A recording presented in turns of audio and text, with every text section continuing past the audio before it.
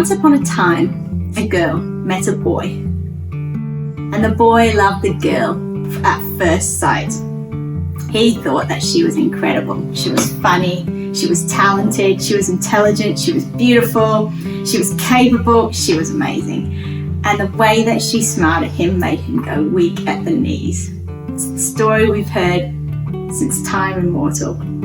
Amazingly, the girl felt the same way. She thought he was the most handsome boy she had ever seen, charming, polite, competent, respectful. They fell in love. They would do anything for each other. They spent the rest of their lives caring for each other, spoiling each other, serving each other, always putting each other first, just because they loved to bring joy to each other. And they all lived happily ever after. We've been in this series about love, and we couldn't talk about transforming love without talking about relationships. God talks about marriage as a metaphor for his love for us. He refers to himself as the bridegroom and the church as his bride.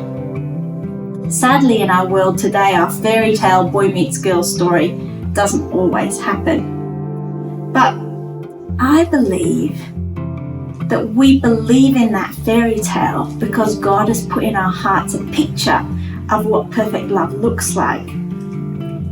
God has put this vision in our imaginations. Now, let's have a look at the text that we've got that we've picked out for today. And I'd just like to start by being honest with you. This is a text that has made me angry in the past. Now, some of you don't know me. I've only been coming to Burwood for a short period of time. So if you haven't met me before, let me just take a moment to tell you a little bit about myself. As a child, I was what was referred to as a strong-willed child. You could say stubborn, you could say opinionated. I remember my dad telling me that at one point in my childhood, my parents had to forbid me from brushing my teeth because it was the only way that they could get me to brush my teeth, because I was so obstinate I would only do the opposite of what I was told. Now, this text that we're looking at today, it has the word submit in it. And submit is something that has never come naturally to me. It's something that I've fought against my whole entire life.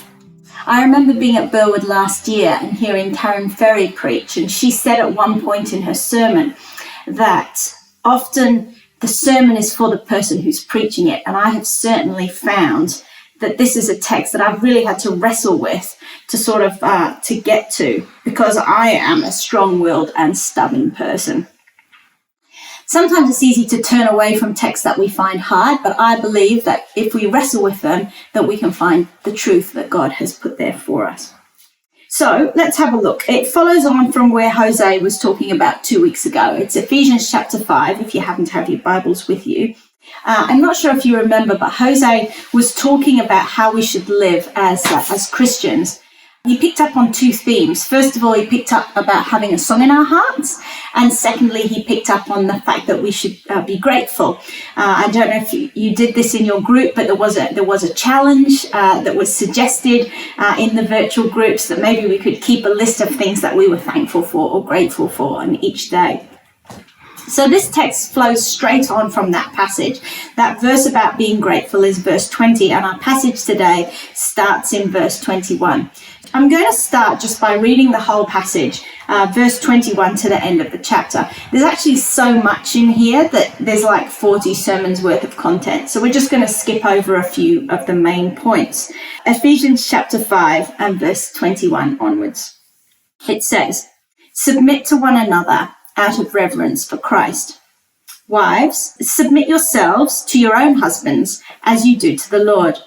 For the husband is the head of the wife, as Christ is the head of the church, his body, of which he is the Saviour. Now as the church submits to Christ, so also wives should submit to their husbands in everything.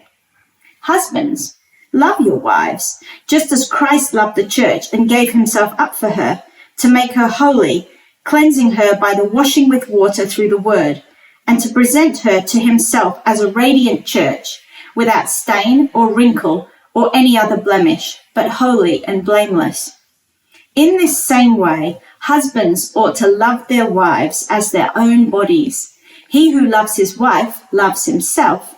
After all, no one has ever hated his own body, but they feed and care for their body, just as Christ does for the church, for we are members of his body. For this reason, a man will leave his father and mother and be united to his wife, and the two will become one flesh. This is a profound mystery, but I'm talking about Christ and the church. However, each one of you must also love his wife as he loves himself, and the wife must respect her husband. Now, first of all, before we drill too much into this passage, I just want to say something to the women who will be watching. First of all, I want to acknowledge that there are parts in this text that have been used in the past to be a reason for justification of abuse. I believe very strongly that this text is not talking about abuse, and I want you to give me the time to go through it so that I can explain that to you in more detail.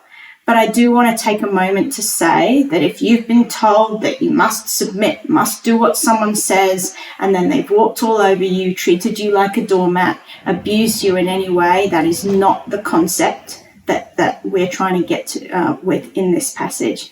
And I want to say on behalf of Christians that I'm really sorry that might have happened to you, because that is not the purpose of what this text is talking about. So let's dig into it. Let's wrestle with it and have a look at what this passage is actually saying, and so we can understand what we're actually talking about. Well, I guess if we're thinking a little bit about the fact that this text could be used for abuse, we have to ask the question, what does God think about women? And how should we treat each other in terms of a male and female in a relationship? And in this concept of transforming love, how does that actually affect our relationships? So let's just take a step back from the text in Ephesians, and we'll come back there. Just put a pin in it, and let's go right back to the very beginning. We remember the story in Genesis chapter 1 when Adam and Eve are created, and Adam and Eve are created male and female in the image of God. They're given two jobs in Genesis 1:27, to be gardeners, to look after the world, and also to have children. So this was the original purpose. But then in Genesis 3, as you may remember, along comes the fall, and God pronounces 3 curses in the book of Genesis. First of all, the snake is cursed, and then the woman in verse 16, and then the man. And I just want to read the curses to you. The woman's curse in verse 16, it says, "I will make your pains in childbearing very severe. With painful labor, you will give birth to children. Your desire will be for your husband, and he will rule over you." And then the man's curse says, "Cursed is the ground because of you. Through painful toil, you will eat food from it all the days of your life. It will produce thorns and thistles for you, and you will eat the plants of the field. By the sweat of your brow, you will eat your food until you return to the ground." Now, the fact that these verses talk about curses means this isn't the original state, okay? So this isn't originally how God created us to be. Think about some of the effort that has gone into generations for reversing the curses.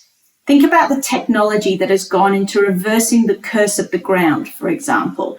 The tractors that have been invented, combine harvesters, weed killers, chemical fertilizers, all sorts of even genetically modified crops. All of these things have gone in to try and mitigate the curse of the ground.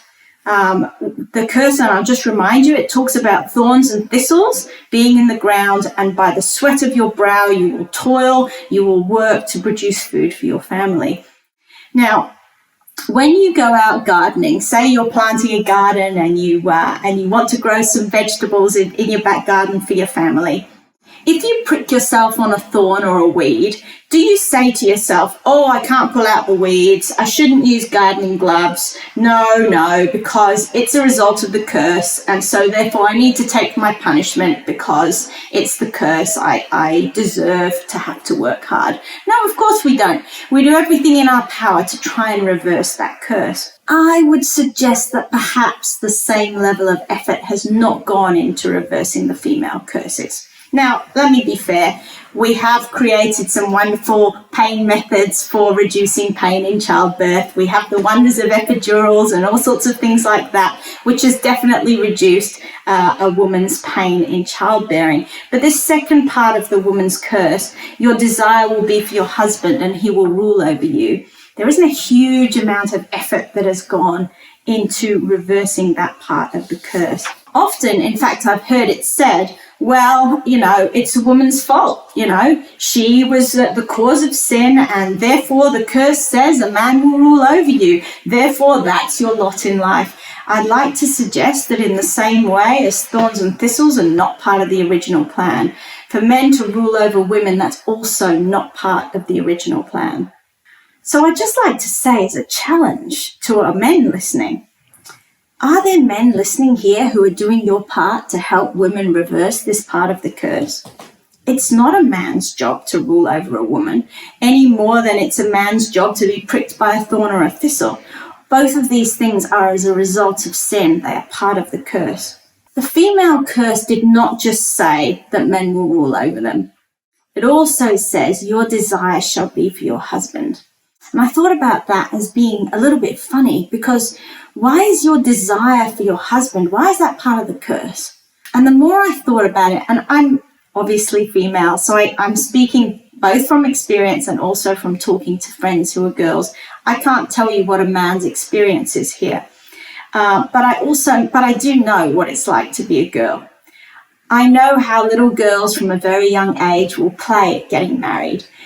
It almost seems like an innate thing in a little girl's character that she wishes and dreams of the knight in shining armor that will come and take her away and save her. We as women seem to have some form of innate desire to be loved, to want to be in that form of relationship, to have that husband who will adore us, who will give us that level of unconditional love that we're looking for. And I've spent periods of time in my life when I've been single, and I also have a number of very close single female friends, and I know the struggle that they've been on with struggling over having this innate and ridiculously powerful desire for a husband. I know of many single women who lie in bed weeping, longing for that opportunity to find that husband, the one who will come along and who will put an end to their loneliness. It's a yearning. I'm not saying men don't want a wife, but I think women have it to a different extent, as a sweeping generalization. I'd like to make a comment. If you're listening to this and you're a single lady and you're someone who personally struggles with this, I want to remind you that this yearning is part of the curse. It's not how you were created. You weren't created to pine away in a state of heartache. God made you enough just the way you are. He made you beautiful and complete and amazing. He made you with purpose and energy and passion and the talents that you have and everything that goes into making you the incredible person that you are. And those lonely nights when you cry yourself to sleep, it's part of the curse. It's a heavy burden, but it's not who God knows who you are inside. You're not incomplete or missing a part of yourself. You're beautiful. You're enough, just how you are. And then we meet him and he rules over us. And it's not the fairy tale after all. I'm joking. Well, sort of. I mean, I know there are happy marriages, but you only need to look at the divorce stats to know that so many relationships don't work. If you're listening to this and you go, I'm genuinely in a really, really happy, loving relationship, I am so happy for you. That's awesome. It means that you in your relationship, you're working together to reverse the curse, to go back to that Garden of Eden lifestyle where you live the way that God designed you to be. That's heaven on earth. I'd like to also make a small comment on the role of women prior to the fall. In Genesis chapter 2, verse 18, when Eve first comes on the scene, there's an interesting story where Adam looks at the animals. He's looking for a companion, and he looks at all the animals. He's looking for his mate, and he says to God, there's no one here for me. And so then God creates Eve, and God says, this is Eve. She will be And in the old-fashioned translations, it's translated as the word helpmeet. It's an unfortunate translation, I think, because the word helpmeet makes it sound like some kind of servant or someone who's there as your helper or assistant in some way. The original Hebrew word is a very special word. It certainly does not mean subservient in any way, shape, or form. In fact, this word that is translated helpmeet is only ever used in the Bible to also refer to God, to Eve in the Garden of Eden, and then the rest of the Bible, it only refers to God. Okay, so an example would be David in the Psalms where he's in trouble and he calls out to God for deliverance, for help, for rescue. And the word he's calling on, he's asking God to be his helpmeet, the word that's translated there in Genesis, the rescuer, the deliverer, the one who can fix the problem when there's nobody else who can fix it. You might want to call it your superhero, okay? So it's maybe Spider-Man or Thor or Captain America or Wonder Woman or whatever that superwoman is or superhero that is your favorite. Your helpmeet, or the role of women originally, is the one who comes to rescue, to deliver, to save the day when there's nothing else that can fix the day. And it's a word that is a divine quality. The man looks around the garden, he's got a problem, he can't fix it on his own, so he needs the superhero, he needs the woman to come and save the day. And if you think about the whole idea of a woman as a superhero, actually superheroes are not there to be king, right? Superheroes are cut here to come in to fix a problem, right? They're there to serve, to help, to fix. Women do this all the time, actually, if you think about it. They spot things that are broken and they quietly go over and fix things. They see their husbands have left things undone and they go and tidy up after them. They do that with their children as well. They go and they quietly go behind and fix problems. That's why we have the expression, behind every successful man is a good woman. But isn't that exactly what God does for us? Wouldn't it be fair to say that behind all your successes is a good God? That's pretty epic. I think it's epic anyway. So, anyway, where are we? Well, God created women as superheroes. Along came the fall and women were cursed. They were cursed to desire for a husband, and then they were told they would be ruled over. Humans have fought to reverse most of the curses, but not so much with this one. All right, this passage definitely starts in verse 21, and that's really important. So we're back in Ephesians chapter 5 now. It's very important that it starts in verse 21, and I'll explain why in a minute. It depends on the version that you have, but some of the versions will have a paragraph break between verse 20 and verse 21. But there are some versions that put the paragraph break between verse 21 and 22. That actually doesn't make sense when we look at the text, so I'll explain it. So it definitely starts in 21, and let's just go there. So verse 21, it says, "Submit to one another out of reverence for Christ." The first thing about this text and the word submit is it says submit to one another. The first thing we need to know is this is a mutual submission. This is not a one-way submission. It is definitely mutual. Let's have a look at what this word that is translated submit means. Well, if you look it up in the original Greek, the word is hypertasamenoi. First of all, it's a reflexive word, which means it's something that you do to yourself, all right? So if you do it to yourself, it's obviously voluntary because you wouldn't do something to yourself that you wouldn't want to do. So that's a really key thing to be aware of. The second thing is if you look at the verb form from a grammar perspective, this is not an imperative. If you think about the way language works, if something is an order, we say that it's imperative from a grammatical perspective. This is not imperative. It's written in what's called a middle voice. There's no direct translation into English. The closest translation we would say would be should. Okay, so adding the word should with the verb. So arguably what this saying is we should, in an ideal world, submit to one another out of reverence for Christ. That's we should choose to submit ourselves to one another out of reverence for Christ. And the actual word hypo and then tasso Hypo, meaning under, that's a common understanding from many of your words. You've got hypothermia. Lots of words begin with hypo, meaning under or below. And then tasso, the rest of the word, it's primarily a military term. It means to take your position. Okay, so for example, you would tasso in a military set if you were lining up, or if you were going to be the sentry, you would take your position by the door, you were going to guard there today. Okay, so it's to know your place, if you want to think about it that way. So it's to draw up, to arrange, to commission a deliberately fixed place or structure, and it's primarily a military term. So it's saying here, choose to take your position under.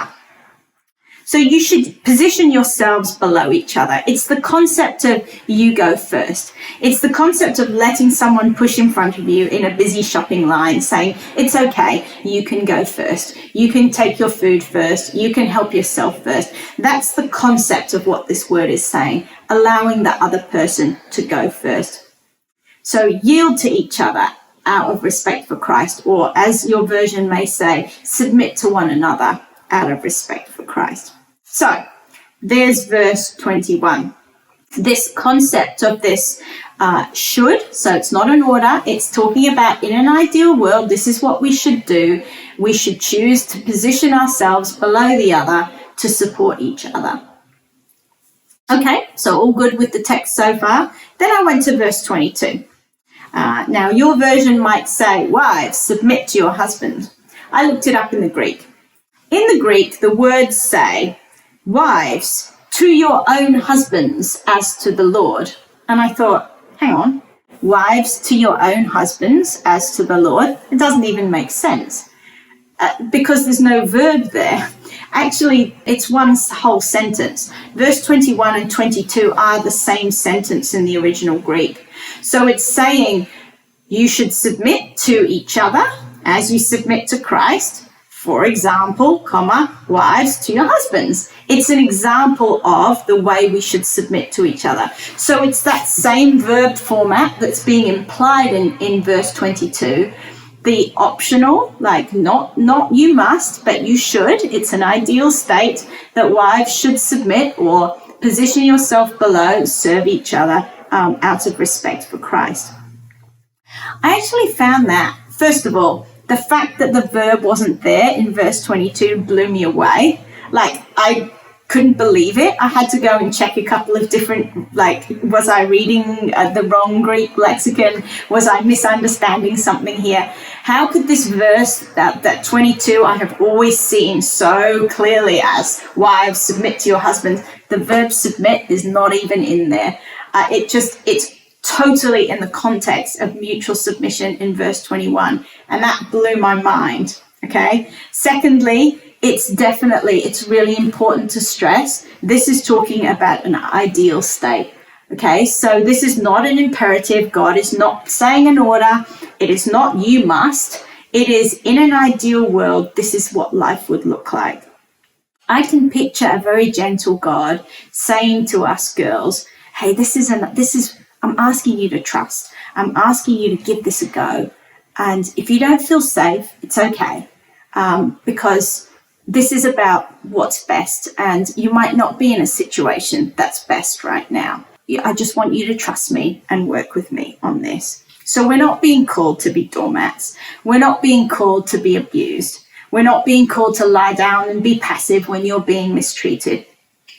And it's definitely talking about submission to your husbands in the same way that you would submit to God. And if I think about how I submit to God, well, that's always an ideal state.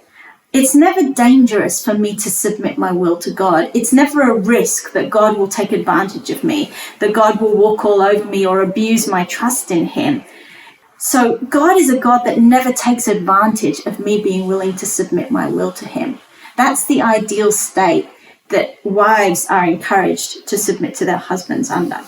It's not an order. It's a suggestion. It's the ideal way of living. But actually, this passage does contain an order, and this blew my mind. It's in verse 25. Verse 25, it says, husbands, love your wives. The verb love there is in the imperative. This is not written in an optional. This is written as an order. This here in this text is the first command. And I tell you what, when I got there and I realized that the husbands love your wives is written in imperative, I actually had to put all my papers down and walk away and just walk around the house and walk around the garden and take a minute, because I was so moved by this picture of God, just amazing. I just felt like, girls, God knows what we need. God knows about the curse. He knows about your desire for your husband, and he knows that you need your husband to love you. And he knows that that can't be an optional thing. It can't just be, oh, husbands, maybe you want to think about loving your wives. No, God's saying, husbands, you must love your wives. This is imperative. And this word love that is used here, this is the word agape. You may have heard the word agape love being talked about before. When Paul was writing this text in Ephesians, there is no contemporary literature at the time that talks about agape commonly. So at the time, the language that was being used by contemporary authors, they talked about two types of love primarily. They talked about eros, which is the erotic love, and they talked about phileo, which is the brotherly love, or in Australia, we might say mateship. These are the words that were in common use for how we would describe, or how the people who were speaking Greek, which this was the original language here, how they would define love. Agape is a word, though, that was very pronounced within the early Christian church. Agape is a different type of love. It's a sacrificial, unconditional love. It's love without any guarantee of reciprocation. It's the kind of love that God has for us. It's the sort of love that God asked Hosea to show his wife Gomer, who left him again and again and again. And yet he kept going back to her and loving her and loving her and loving her. Now that is a story in itself, and we don't have time to go into Hosea and Gomer. But if you have some free time and you want to read that story, it is a mind-blowing story of an amazing, absolutely mind-blowing love. That's the kind of love that men or husbands are called to love their wives in this text. It's the love of the fairy tale. It's the love of happily ever after. The Thayer lexicon describes agape love beautifully when it says, to take pleasure in the thing, to prize it above all other things, to be unwilling to abandon it or to do without it. It's a crazy love that will not let go. Agape loves usually at the cost of the lover. Agape puts the beloved first and sacrifices pride and self-interest and possessions and anything else for the sake of their beloved. We have a song that we often sing here at Burwood about this crazy, reckless love of God. That is agape love. Husbands, that is how you are being called to love. Here is where I can start to see the fairy tale that I referred to in the beginning. Let's think about where we've got to up until this point. So originally, women were created as rescuers to fix what men couldn't fix on their own. Women, the original superhero. Then along came sin and life under the curse, and so men started ruling over women. The rest of the curses were actively fought against, and we can choose proactively to try and reverse this curse in our own relationships. We're all called, according to Ephesians chapter 5, all of us, in an ideal state, to proactively choose to submit to each other. That's what wives are called to do, to choose to yield yourself to your husbands the way you would yield to God. And it's the same way that we should all yield to each other. But God is crazy about his girls. He knows that we live under the relationship curse. He knows that as women, we need our husbands not just to be yielding to us. We need something more than that. God knows us girls need unconditional love. So God commanded husbands to show crazy, reckless love, sacrificial, totally committed love. And that's when the fairy tale can happen. There is an absolute magic of true love in an amazing God-inspired marriage. If we're ever going to talk about love transforming us, talk to someone who experiences that kind of love day in and day out. I want to encourage you, husbands, love your wives. Work to reverse the curse. You're equal, sure, different, but equal. And wives, be those superheroes that you were born to be. Be the rescuer. Be the one to fix the things that no one else can fix. Choose to yield and serve in your relationships. And this is the recipe that they all lived happily ever after. I like to finish with a quotation from Homer. The ancient Greek philosopher Homer, not the Simpsons version. Back in the 9th century BC, he said, "There is nothing more admirable than two people who see eye to eye, keeping house as man and wife, confounding their enemies and delighting their friends." May God bless you as you seek to love and serve your spouse with the magical fairy tale reckless agape love that God shows to each one of us.